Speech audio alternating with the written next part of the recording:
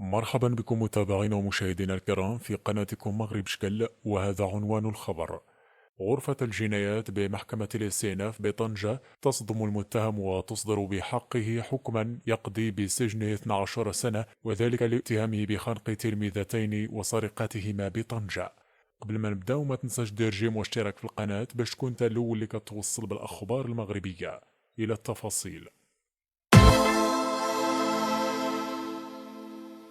أدانت غرفة الجنايات الابتدائية بمحكمة الاستئناف بطنجة يوم الثلاثاء متهما رصدته كاميرات مراقبة وهو يقوم بخنق تلميذتين لسرقة ممتلكاتهما في محيط مؤسسة تعليمية بطنجة.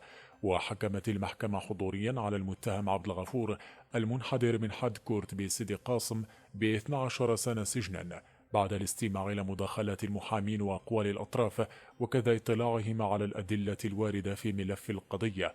وفي التفاصيل، فقد أوقفت عناصر الشرطة القضائية التابعة للمنطقة الأمنية بن مجادة بطنجة ليلة الأحد المعني بالأمر للاشتباه في تورطه في تعريض تلميذتين إحداهما قاصر للسرقة بالعنف، حيث ظهر في مقطع فيديو وهو يخنق الفتاة القاصر قصد سرقة هاتفها النقال.